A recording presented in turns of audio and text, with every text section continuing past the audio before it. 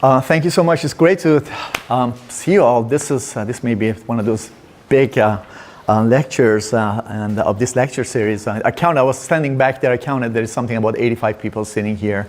So, welcome to Vienna. Welcome to this summer school, and great to have you here. I'm going to tell you about how we start from the disk where the previous lecture left and get to planets like the one that you are standing on. So I'm going to talk about the practical issue of it. I am a theorist, so I'm going to tell you about the physics of what goes into modeling. I'm not going to talk about any models. I'm just going to tell you about the physics, and I'm going to let physics carry us to where it's supposed to be. Being a theorist, I don't do observation, I don't do experiment, I use my hands and pen and paper. So this is going to be my preps. And what I need you to do is to, when I say visualize a disk or visualize this or that, do that. And that way I can carry you along. I want to tell you about the thought process that goes into this whole thing based on the physics that comes out of it. And then we'll see where physics take us. At a certain point, it will be inevitable to talk about models and present some models. And at that time, I'll tell you why and present some of the models and results. So every time we talk about planet formation, the first thing we do is that we put solar system up there, and we say that we use that as a model, as a ground to develop our planet formation models. The reason for it is that this is the best planetary system that we know.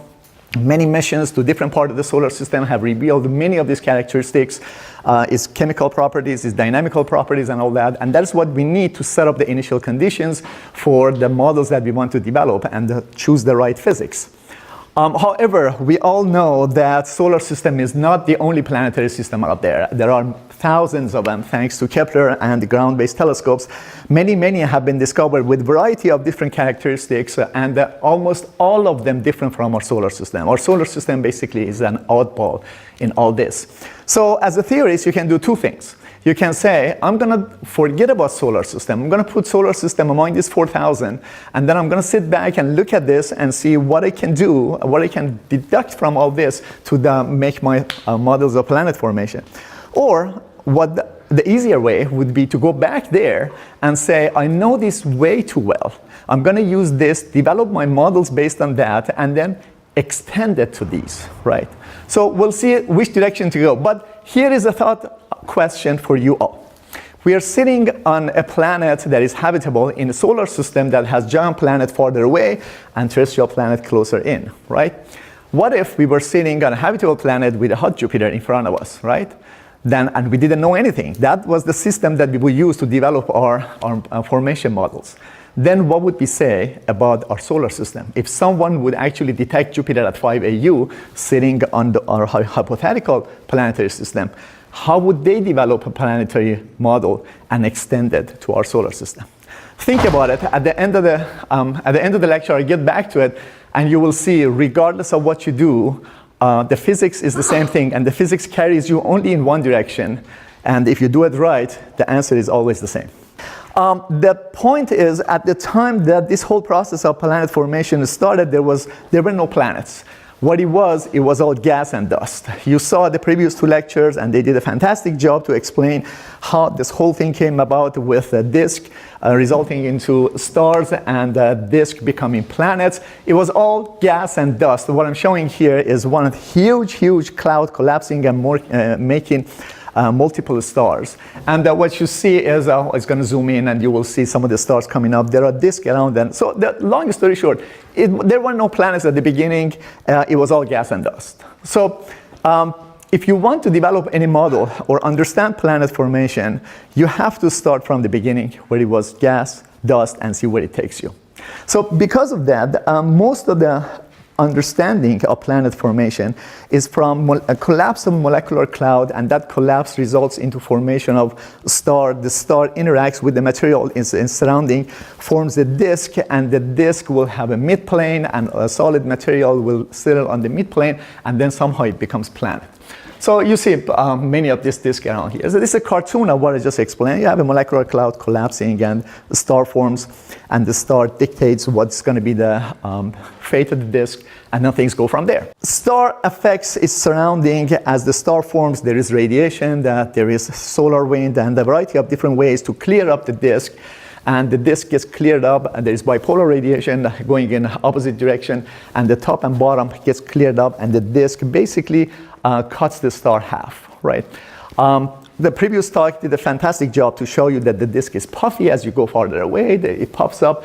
But the bottom line is that what happens to planet formation happens inside this disk, and not in every part of it, in a specific region. And the reason for it is that your dust particles and gas interact with each other in a certain way.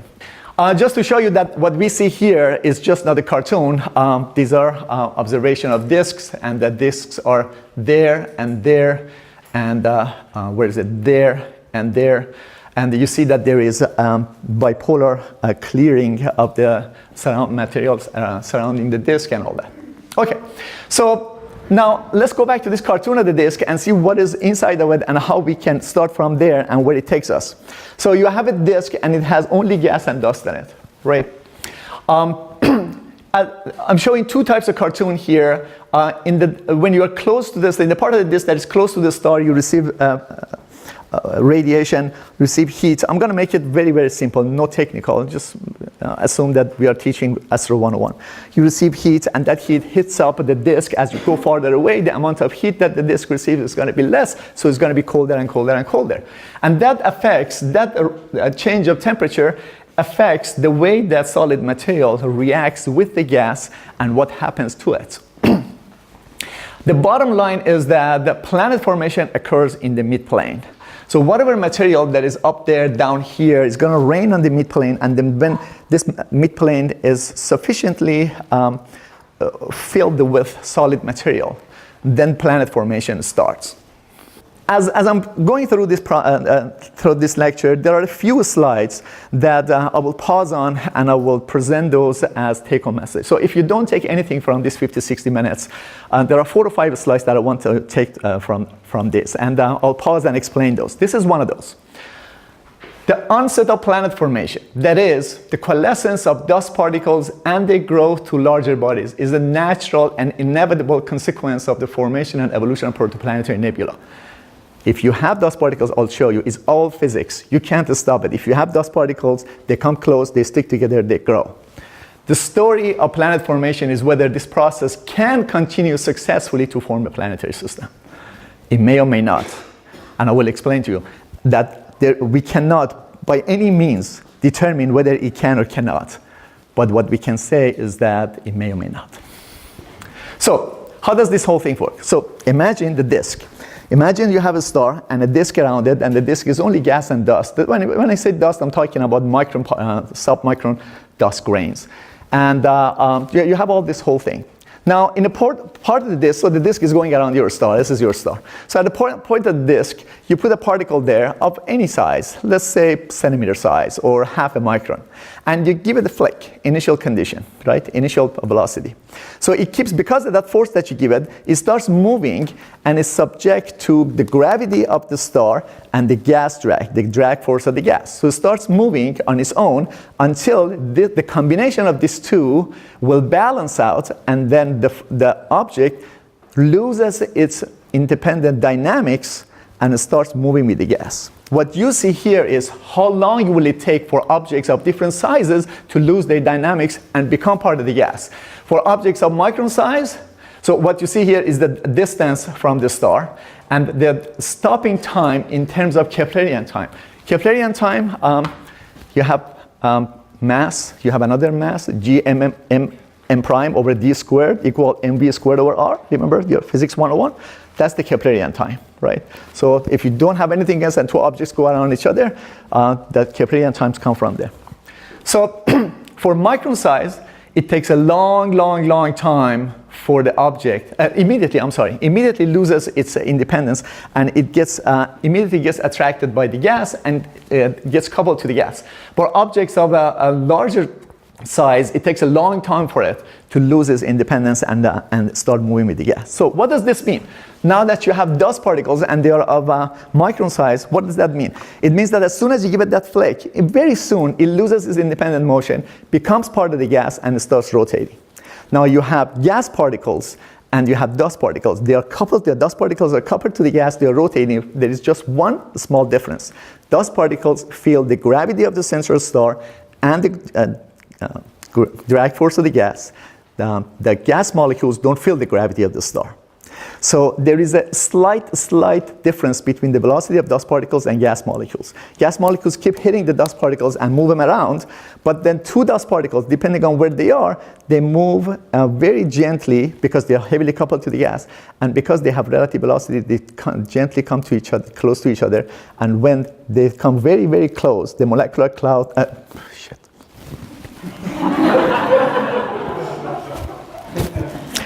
I am 12 hours jet lag, so bear with me.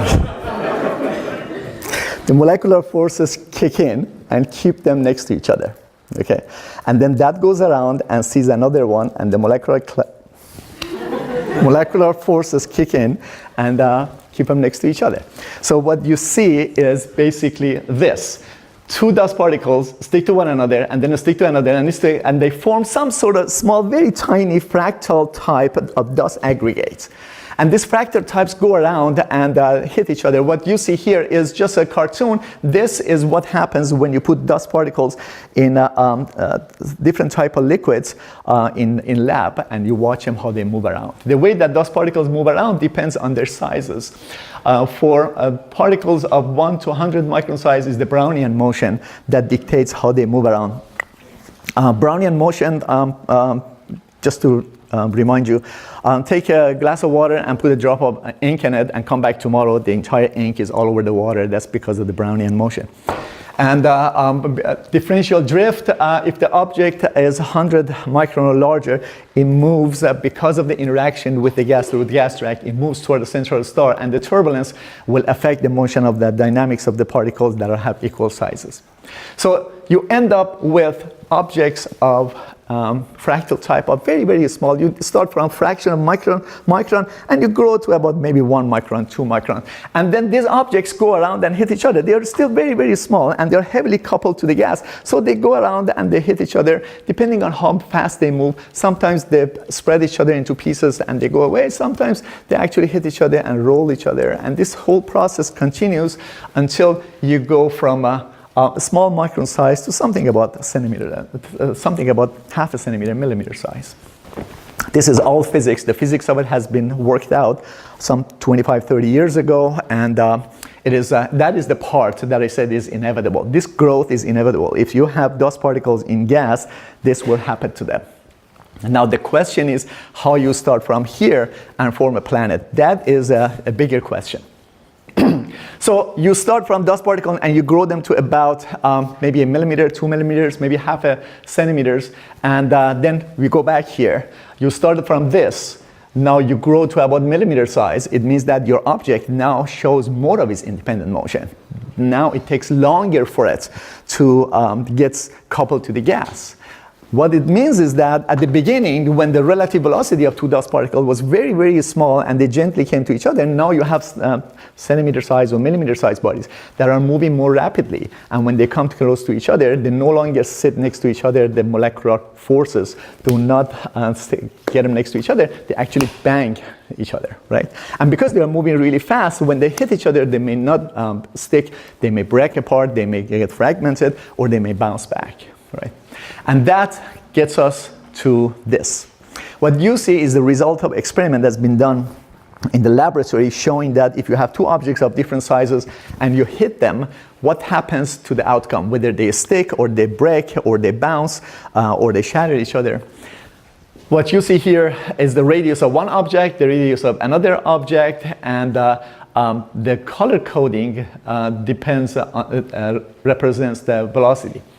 So that green means objects of these objects, when they hit each other, they stick. Then you have bouncing and erosion, and you have fragmentation, and you have cratering, depending on what the size of the object is. So you see, sticking is efficient when the object is at the level of micron size and slightly above millimeter size. But when it gets to about centimeter size, then look at this centimeter size coming all the way up to that centimeter size. When two objects of centimeter size hit each other, they don't necessarily stick. This is known as centimeter size barrier. You grow objects solely based on physics, and you get to centimeter size. Now objects don't stick to each other anymore. And if you could somehow make a mistake and become larger, then you have larger objects hitting each other, and they break each other into pieces. So the question is, what happened? How did objects grow past that centimeter size? But the issue is not just that one. There's another issue. That interaction with the gas through gas drag at times causes objects to move forward toward the central star. Depending on what the relative velocity of the object is, the gas drag can move the object forward or maybe even backward. I'll show you. So it turns out that the rate of migration towards the central star is heavily dependent on the size of the particle, and it maximizes for objects of meter size. So even if you could grow these objects past centimeters and get them to meter size, the meter-sized objects are not going to stay around for 200, 300 million years that is necessary to form Earth. They're going to crash into the star. So if that's the case, what happened? How did the nebula manage to grow objects to form planets, and the planets stay where they are? And that's the story of planet formation. So this is just a cartoon to show you the migration and the collision and the breakup into pieces depending on the size of the objects and the observations. The previous talk did a great job of explaining all this in detail. I'm not going to go through it. I'm just going to throw this question. How did centimeter-sized body grow to larger sizes? Okay.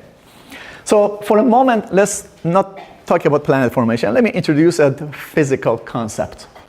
You have a disk, and that disk has gas and dust in it. You know, the disk of gas and dust is not going to sit nice and it's not going to behave nicely just sitting over there doing nothing. There will be turbulence, there will be variation in the temperature, there will be variation. That causes variation in the density and pressure of the gas, and that will affect the dynamics of solid objects in the medium. Okay? So it turns out something very interesting happens. For a moment, assume that the pressure in the gas maximizes at a certain point, right? Where I'm standing, the pressure of the gas temporarily for about, say, 5,000 years maximizes here. Now, this is very interesting. Also assume that the gas, just for the sake of argument, assume that the gas is an ideal gas. So pressure and temperature and density, they are related to each other. So when the pressure maximizes, the density of the gas also maximizes. So this is something very interesting happens. So this is the place where the pressure or the density maximizes. Interior to that, objects, solid particles, go slower than the gas. The gas molecules go faster. So if the pressure bump is here and I'm interior to it, let's assume that Manuel is the star. He is. Let's assume that Manuel is the star. So I'm standing here, and as I'm going around Manuel, right, I get hit on the back by gas molecules, and I absorb. I gain angular momentum, and I move towards that pressure bump. If I'm up here, farther away from pressure bump, as I'm going around, the gas molecule goes slowly, much slower than I'm moving, so I see a headwind. So I lose angular momentum, and I'm spiral towards the maximum pressure. Then at the maximum pressure, the derivative of pressure with respect to distance is zero, right? Is maximum, right? So there is no force on me. If I'm here, I come here. If I'm here, I come here, and I accumulate at that maximum pressure. That is what that equation says. For the gas molecules, what you have is the Keplerian motion plus the radiation pressure. The radiation pressure is needed to counter the Keplerian motion. Radiation pressure is needed to counter the expansion of the gas on its own. So at a certain point, if this derivative is zero, it means that pressure maximizes at a certain point. Any object, any solid particle here will absorb the angular momentum, will move back. Any solid particle here will lose angular momentum, will move forward. And they accumulate here. Okay? So for as long as that pressure gradient stays, there is a good chance that it absorbs solid material towards it and forms an aggregate of bigger objects. You don't have to necessarily hit them together. It's just enough to bring them together. And then if that goes away, that object is that accumulation stays there. Now, if somewhere else that pressure bump appears, that one that is now bigger more rapidly moves. Remember, the independence motion is less when the object is bigger. Now that accumulation has bigger mass and bigger size, it rapidly moves to the new position where the pressure is maximized. And same thing with others, and that causes this maximum pressure. For as long as it lives, it causes objects come towards it and form clumps of bodies, right? Okay. Well, that is good, but how does this solve that problem? How did centimeter size grow to larger object? So you can bring them all together, but still that didn't tell you how that becomes, say, a meter size or kilometer size body, because we don't know. It is, it's an industry by itself. We don't know. I can go through all the models that are presented, but all those models, a great portion of every model, especially the underlying assumption, are man-made. They're not coming out of physics. They are put in by hand. So I don't want to do that. So what I'm going to say is that we really, really don't know how to go from centimeter size to larger bodies, but we see the evidence of disk that is out there and has objects of larger sizes, right? So from now on, I'm going to use two terms. I'm going to call objects of kilometer size planetesimals, and objects of moon or Mars size planetary embryos. So somehow we managed to go from centimeter size to a disk that has gas and dust and planetesimals and larger bodies. Now again, remember this? Kilometer sized bodies take a long time to respond to gas. Basically, they don't see the gas. They interact with each other through their own gravity, right? So let's see what that does. Let's see if we put gravity here between, say, this object and that object, what comes out of it? What would be the physics that comes out of it? So let's take one of them. Let's, for instance, take that object. Okay, so for any object that has mass, no matter what mass is, for any object with mass, you can always define a region around it, that any massive body that is inside that region, its dynamics will be dictated by its interaction with the object, and anything else will be perturbation. Any object that is farther out, its dynamics will be dictated by everything else, and that one would be perturbation. So I know that I was unclear, so let me explain what that means. Take this body. There is always a region around it. You can calculate that if any object is in that region, the dynamics of this object is mainly driven by its gravitational interaction with this one, and everything else is perturbation. For objects that are outside, everything else determines their dynamics, and the effect of that is a perturbation. That region around, we call it Hill's sphere. And it's calculable. You can calculate that with equations, and that's the equations for it and everything. Now, that Hill's sphere plays a very important role. Next talk, you will put that in the context of modeling, and you will see how beautifully it works. But I'm going to tell you the physics of it. Now, let's take that one and put this objects in this Hill's sphere, and then let me show you by hand what happens. So you have a little object like this, and there is a Hill's sphere around it. Another object comes here. It gets absorbed by the central body. The central body's mass becomes a little bit bigger. So because its mass becomes bigger, its Hill's sphere becomes bigger. So it gets more of the bodies attracted to it. So the mass becomes bigger, the Hill's sphere becomes bigger. So in a very short time, you start from a small body, and these small bodies attract things because of the effect of Hill's sphere, boom, boom, boom. They become large, big bodies. During this process, these big bodies affect all the small bodies, either throw them away or absorb them. Depending on where in the disk this happens, you get either giant planets or terrestrial planets. So let's say, for instance, out here. Out here, what you have is objects that have ice. So icy bodies, like a snowball. When you take a snowball and hit it to the wall, it sticks much better than take a piece of rock and hit it to the wall, right? So because back here, objects are icy and carry ice, the efficiency of their sticking is much higher. So this process of starting from a small body and then becoming big and big and big, when that happens in that region, in a very short time, it forms a core that is large enough to hold on to itself. That process will do three things. Three things may happen, and that depends on the disk. The first thing is that the bodies, now that these objects are growing, they interact with each other, they throw each other away, they shatter each other into pieces, and nothing remains, right? You will have a disk of gas and dust and planetesimals, and no planet forms. The other thing happen is the following. So they hit each other, they form a bigger body. This bigger body accretes more of its surrounding, becomes bigger. It gets to a point that can manage to accrete gas from its surrounding. So now, again, look at my hand. Now, you form this object that is so large that it can attract gas from its surrounding. So it attracts gas, it has envelope, gaseous envelope, it becomes bigger. So the combination of the solid core and gaseous envelope has more mass, it attracts more gas. It attracts more gas. It becomes so big that the gas can no longer withstand its own gravity, it collapses. And when it collapses, the collapse and pressure gradient eventually can balance out, and you will have your gas giant planet, right? So it depends where in the disk this process happens. You may or may not have gas giant, but it will definitely, it must happen in a place where the collision efficiency is high. This basically tells you what I just explained, that you start from a small mass, and that mass grows, becomes large by accreting more solid material, but the solid material stays because you have basically consumed everything that is in your accretion zone, and then you start accreting gas from your surrounding.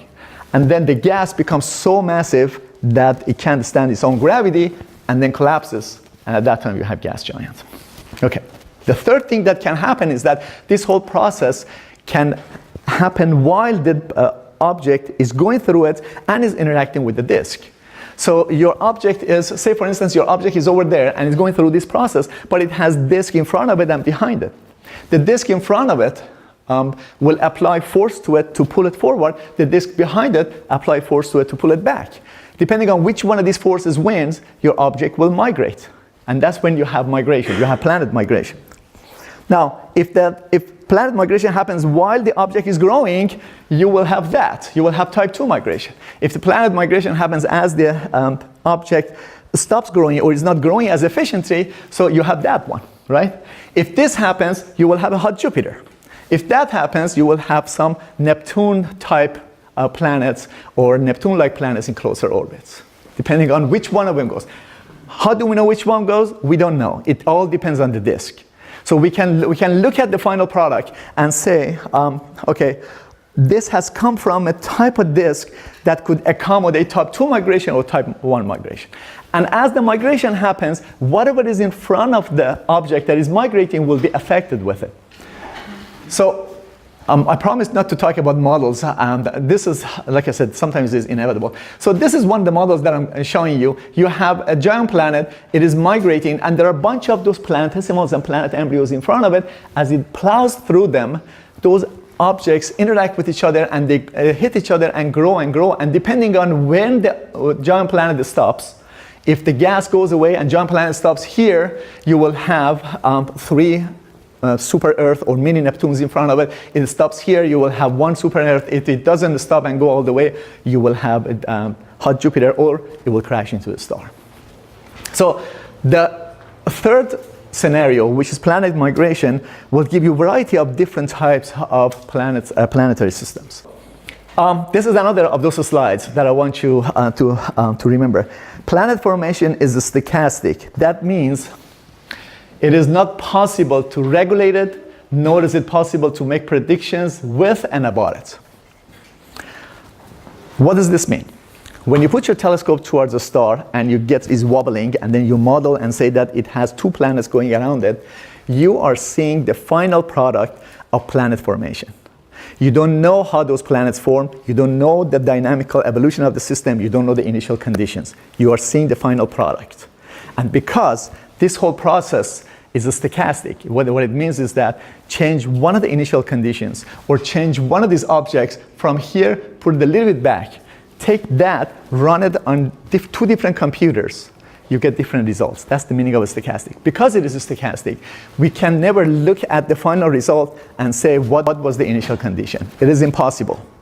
This applies to our solar system, to all extrasolar planets. So those that go out and say, I have a three-planet system, let's form them in situ, they're just developing a model. You know, whether that is supported by physics, no. This planet formation is stochastic. You just don't know where they have come from. Okay, so this is another thing now what if all this that I said, instead of happening back here, happens down here? right?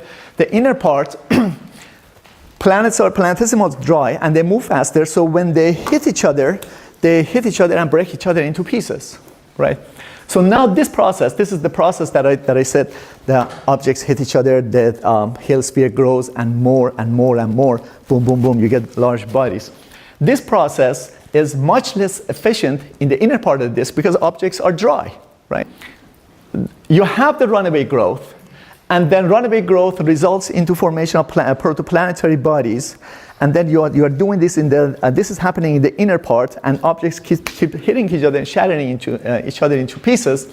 Two interesting things comes out of it.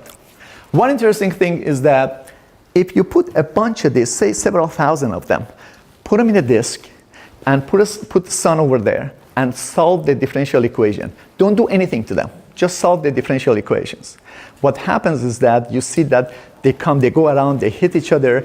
If you make certain assumption for the hitting, I'll explain what that means. If you make certain assumption for the growth, you can show that these small bodies, they hit each other and eventually form planetary embryos, moon to Mars sized bodies that are away from each other 5 to 10 mutual Hale radii. That's the Hale sphere that I explained. So what does that mean?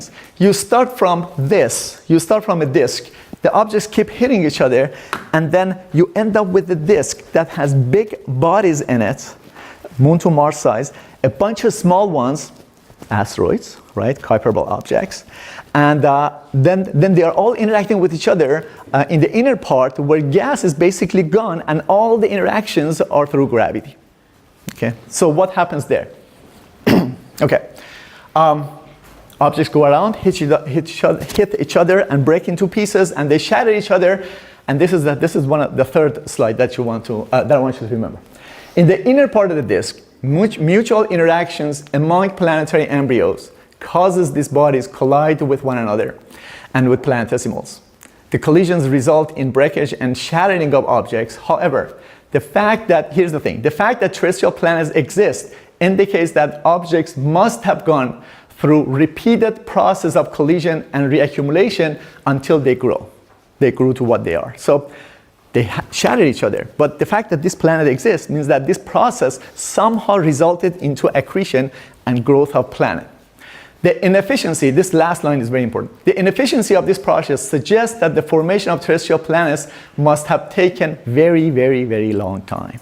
Because you're constantly shattering, reaccreting is a very inefficient process until it gets done. So this is one of those simulations that we put a bunch of planetesimals and planetary embryos, and with sun, we put them all next to each other with sun here, and then we let them interact with one another. And we gave the code a prescription to account for growth. And you can form terrestrial planets, you can form some asteroids. The concept is okay. It basically works out. The details, as I will explain, the details are not okay. So, but the reason I want to show this is that look at up here. The time is 200 million years, as opposed to formation of gas giants that must take during the time that the gas in disk still exists within 500,000 years to about 3-4 million years. Formation of terrestrial planets in the inner part will take about 400 million years. Right? It's a long process. Okay, that's another thing. This is in my opinion, this is the most important part of this lecture. Formation of terrestrial planets does not require giant planets. Terrestrial planet formation is solely driven by the mutual interaction of planetary embryos. You can have a system that forms terrestrial planets and has no giant planet whatsoever, because what causes terrestrial planets to form is the interaction of those big bodies, the mutual interaction among them. And that mutual interaction will also disturb and stir the disk. You really don't need giant planets. Giant planets leave their signature, as I will explain, leave their signature in the disk, but they are neither required nor necessary for terrestrial planets. And also, subsequent to that, for the appearance of water on Earth. The story for our solar system was however different. So up to here, I tried to explain the physics. But now if you want to go back to our solar system, well, the solar system was different. And why is it different? Because at the time that giant planets were forming, let's put it here. At the time that giant planets were forming, the disk here was doing its own thing. Giant planets formed back here, and that formation took less than 10 million years, which means if the terrestrial planet formation takes about 200-300 million years, compared to the time that it takes for terrestrial planets to form, formation of giant planets is like that. So for all practical purposes, for all physical model, terrestrial planets, when the process of terrestrial planets was continuing, giant planets were there. And giant planets in our solar system, giant planets affected the disk and the interaction between objects in the disk. Still, terrestrial planet formation is a result of embryo-embryo interaction. It's not because of giant planet, but giant planet left their signature in the disk. So let me explain that, what it means when I say they left signature in the disk. So let's take one of these. I'm going to run this simulation. Let's take a bunch of these objects and let's just run them. And now what you see here is those planetary embryos, moon to Mars sized bodies with a bunch of several thousand planetesimals. Sun is here, and Jupiter and Saturn are somewhere back there. It's really not important what it is. But let me for a second stop this. Okay, now what you see here is that this disk is showing some sort of property, some sort of characteristic. It has a dynamical characteristic. There are places here where objects' eccentricities increases. And if you look at the location of them and compare with the location of Jupiter, they are in mean motion resonance with Jupiter. There is this little thing that appears up here, which is the effect of Saturn. It actually shows here better. The effect of Saturn. Saturn is affecting the dynamics of objects at that region, about 2.1 AU, and causing their dynamics causing their orbits to be to have high eccentricities and get ejected from the system, and acting like a wall. Saturn back there causes this thing happen and act like a wall to contain terrestrial planet formation to this region. That is why in our solar system we have terrestrial planets interior to 2.1 AU. That is why in our solar system we have asteroid belt that starts from 2.1 AU and goes all the way to about 3.7. The region beyond that is heavily perturbed by Jupiter and was cleared out. So the reason that we don't have terrestrial planet in this region is because of that thing and these resonances. It's because of our giant planets. If we didn't have giant planets, we still could form terrestrial planets, but they would be all over the place. Most likely we wouldn't have asteroid belt. The reason we have asteroid belt is because this whole process occurred when giant planets are over there, right? So why is this important? If you want to build and develop any model for formation of terrestrial planets, whatever it is, you cannot ignore this. You cannot ignore that. That is, if you take, with asteroids, if you take the semi-major axis and you plot the numbers of objects with different semi-major axes, there are gaps in asteroid belt. This actually shows them from above, right? These gaps were recognized by Kirkwood, and they're called Kirkwood gaps. These are where asteroids will be in mean motion resonance with Jupiter. You cannot deny that. This exists, right? And so does that bump over there. They exist as well, which means that terrestrial planet formation started, the onset of terrestrial planet formation was at the time that Jupiter and Saturn were in their current orbits. So whatever fancy model you want to develop for solar system, you have to make sure that when terrestrial planet formation starts, Jupiter would be at 5.2 AU and Saturn would be at 9.5 AU. Okay.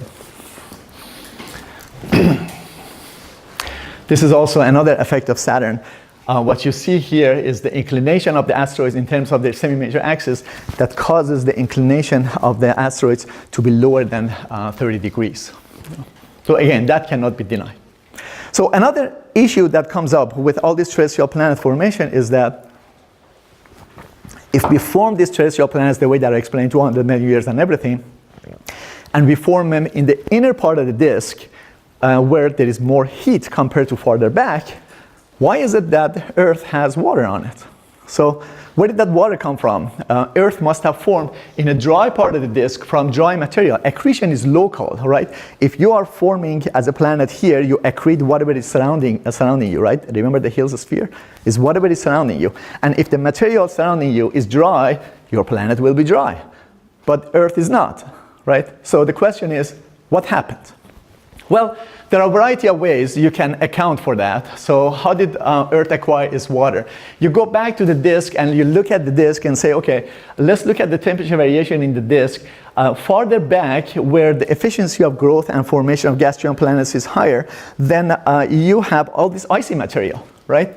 So is it possible that ice from here somehow came here after Earth formed and was delivered to Earth through impacts, right? Well, it could be. You can really sit down and do, with pen and paper, calculate the probability of this happening. And the probability is low. If you go ahead and look at the comets that come from the outside our solar system, outside of our, the disk of the solar system, and then they come to the inner part, the probability is about, the probability is so low that it cannot provide more than about 10% or 15% of water. Even if you assume that a comet that comes and hits Earth delivers all its water to Earth and it stays at the phase of liquid, even if you assume that, 10 to 15%, still you must have a more efficient process to bring in water. That has been done. Those calculations have been done, and that plus what I'm going to explain are two reasons against, or two arguments against delivery of water post-formation through comets. So one idea is that can water come with comets? The answer to it, one answer is that dynamically it will not be more than 10-15%, and chemically the D2H ratio does not agree with the D2H ratio of comets in water in comets, does not agree with D2H ratio of ocean waters. So what you see here is the D2H ratio for ocean waters and a bunch of other comets, and this table basically gives you an idea that where Earth is and what is for the other comets. And the argument has been that for if water came from comets, the D2H ratio must be similar. Well, those who support the idea that water came with comets put aside the dynamics part of it, that you cannot, the fact that you cannot bring in more than 10-15%, and they argue that the current D2H ratio of water in ocean has been altered, is not the primordial one, has been altered by a variety of different things, including, for instance, development and evolution of life. So even if you agree with what they are saying, still when you do the math, you need a much more efficient process to bring water in. So what we are going to do is that we're going to go back and look at the disk, but this time we'll look at the inner part of the disk. Your sun is here, and it hits up the disk. The part that is close to sun is dry, but the capability of retaining water in solid material as you go farther away increases by distance.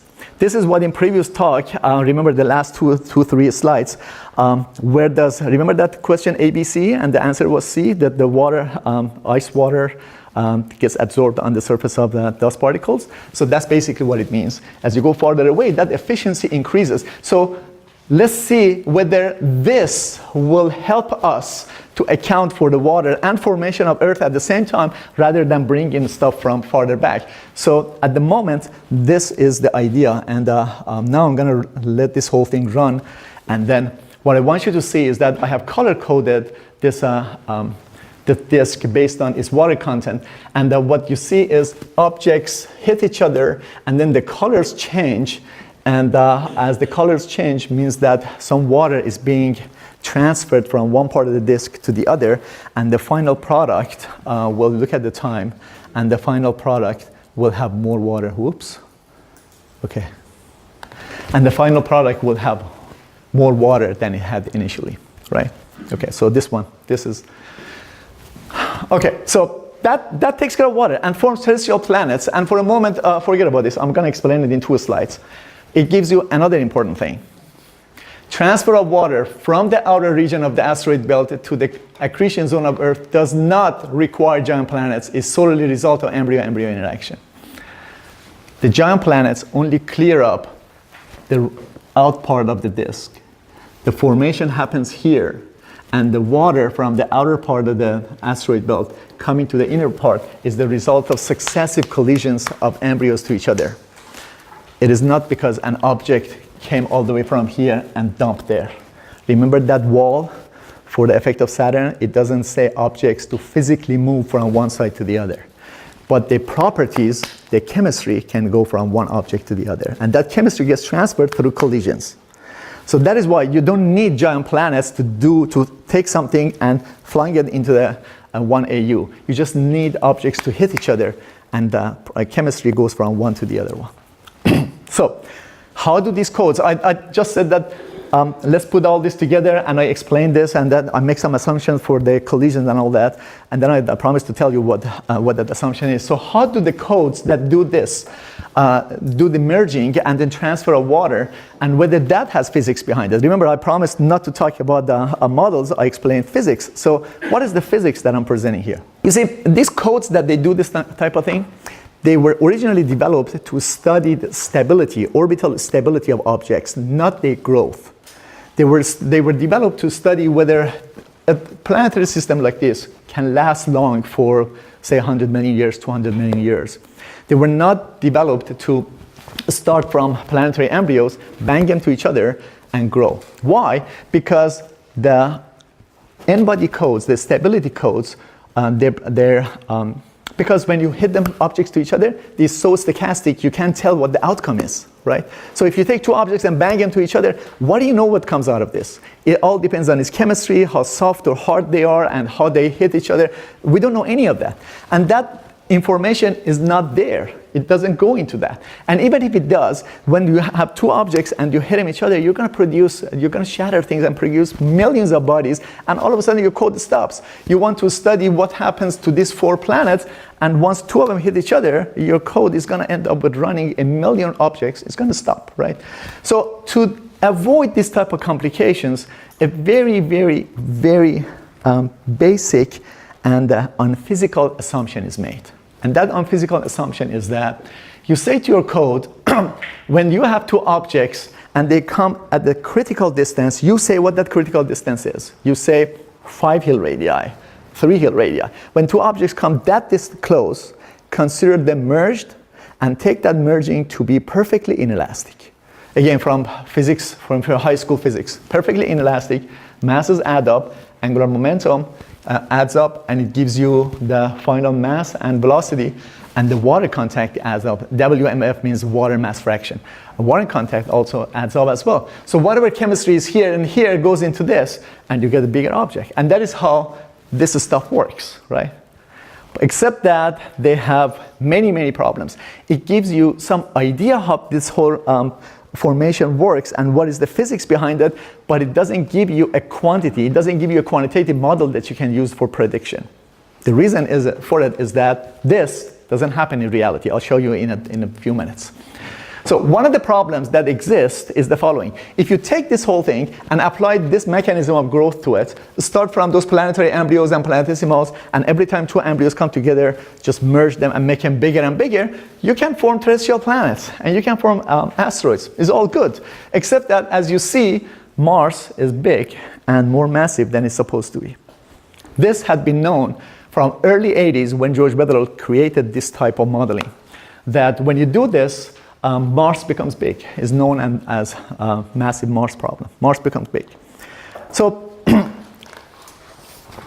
we believed in what we were doing, including myself. I had the privilege of working with George Bedell, and at that time I never thought of this, that 25 years later I stand over here and say that was incorrect. So we believed in this so much that we actually consider Mars problem to be real.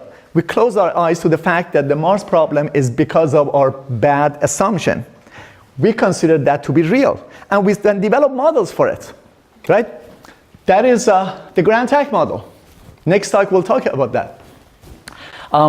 You want Mars to be small, and remember, accretion is local.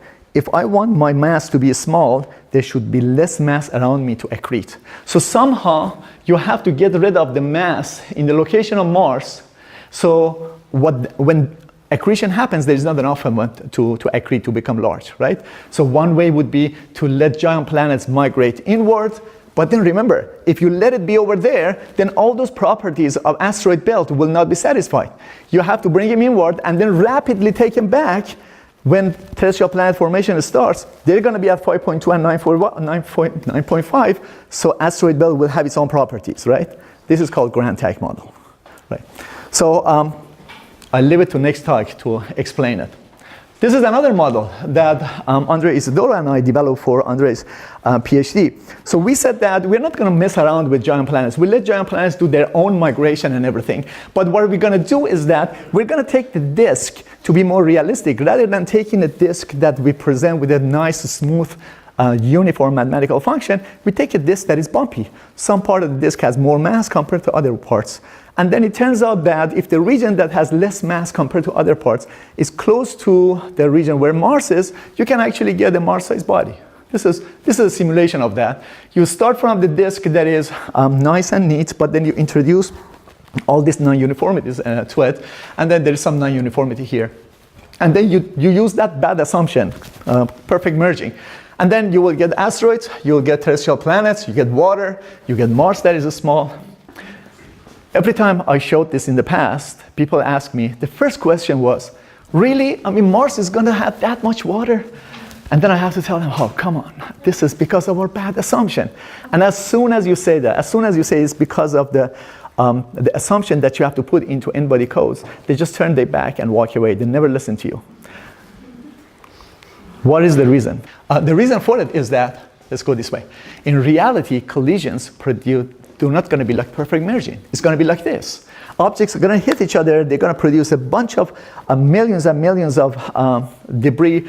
Things go away, things get absorbed, and it looks like this. So if that's the case, the reason that Mars was thought to be a problem was that we were using a wrong assumption for growth. We were not treating it well. You know, Mars problem is a computational problem. It is not a physics problem, right? What does that mean? It means that these simulations that we present, all the simulations that are presented through n-body codes, they're all for proof of concept. They're not quantitative, and you cannot use them for making predictions. They're all for proof of concept. It gives you an idea what should be the range of the initial condition, what should be where your giant planets should be, what should be the time, what physics have to go into it. But these models are not for quantitative purposes, and they cannot make predictions. If you want to make quantitative purposes, if you want to make a model for quantitative purposes, then you have to treat collisions realistically. A realistic model of terrestrial planet formation has to be quantitative and be able to model collision and transport and transfer of volatiles realistically so you can make predictions.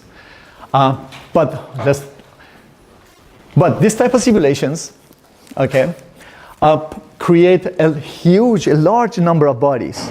So if you want to integrate objects after collision, as soon as the first collision happens, you start from a disk of, say, a couple of hundred planetary embryos and 1,000 planetesimals. As soon as two Mars-sized bodies hit each other and break each other into pieces, all of a sudden you have billions of objects and your code crashes.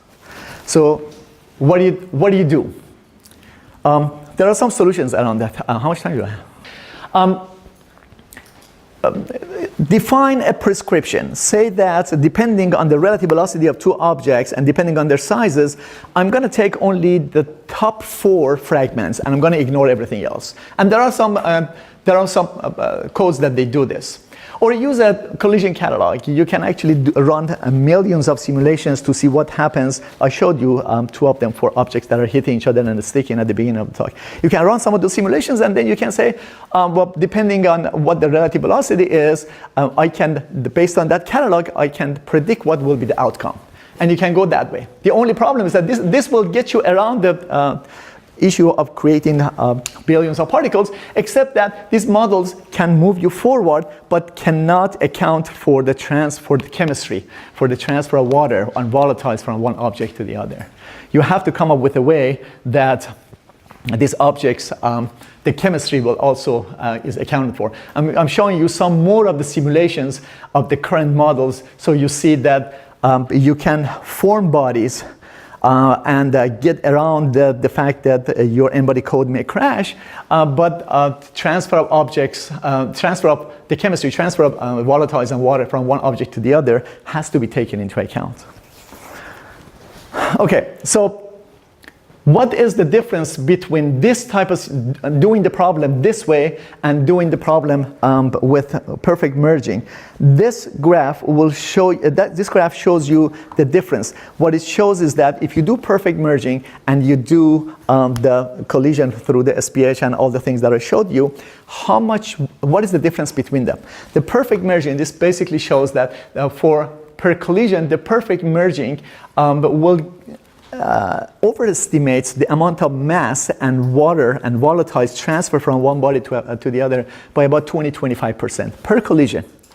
Now, I'm going to finish my talk to take that per collision and put it in the context, so you see what that means.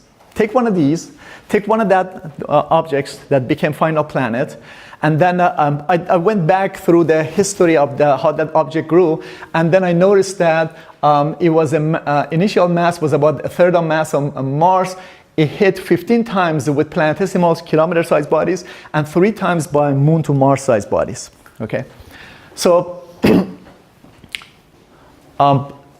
this is just a cartoon. Let's say object started from here, and then during this evolution, it was hit here, hit here, hit here, hit here. Remember, the formation takes about 200 million years, right? So going from one other to the other point of collision, the object may go around for millions and millions of years. You know, you get hit once, and the next hitting you may come 5 million years down the road. Next one may come 20 million years down the road. But during this time, when you get hit once, something happened to you. And what happens is the following.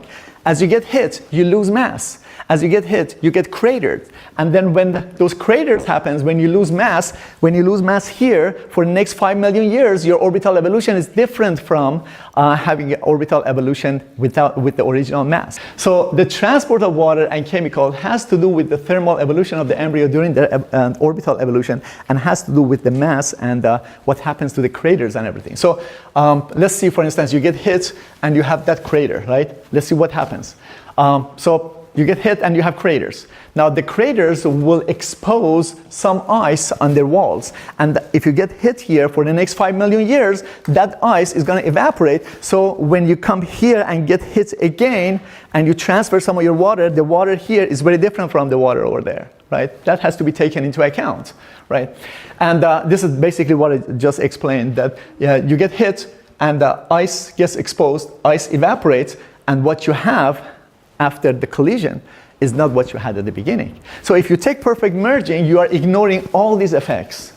And you are also, all these effects have been worked out. And you can actually take your embryos and hit into each other, and then determine, based on those equations, determine how much water evaporates as it goes from one orbit to the other orbit, and then put that in your code. That has been done.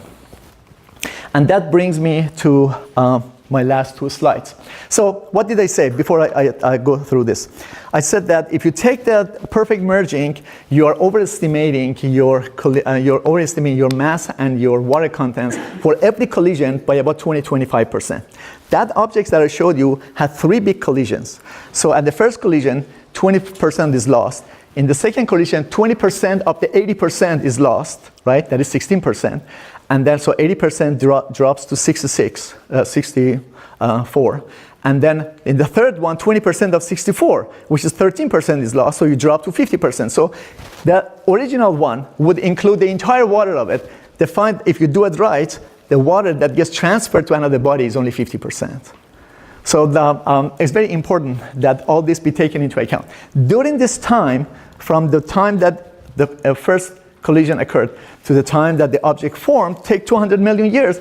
Every of these collisions revealed ice in the craters and all that. That ice evaporates as well. So not only you use 50% just because of the collision, you lose some more water because of evaporation as well.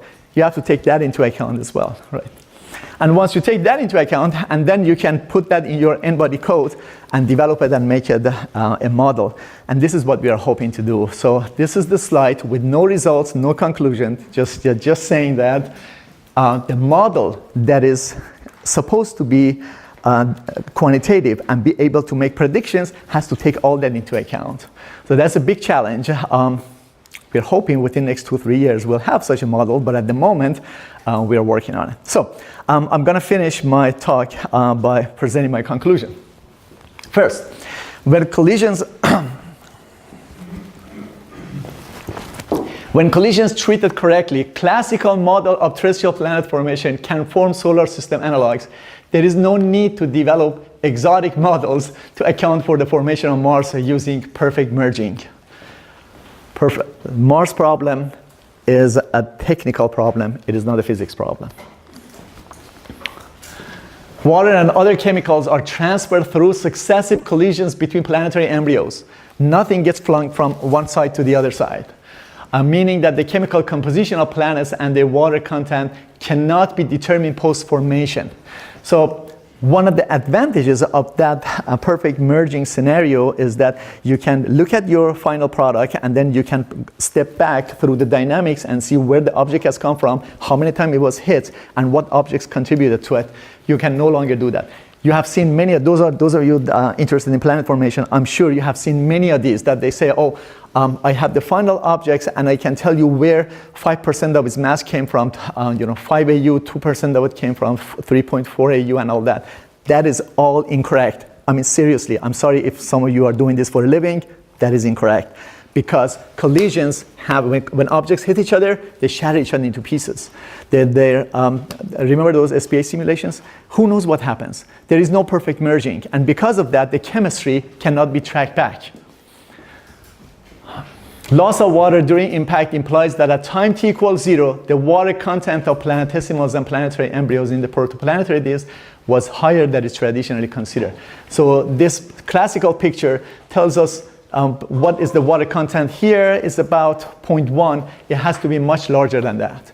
Because remember, I just took one example and I showed you lose something like 65% of the water by the time the object is formed.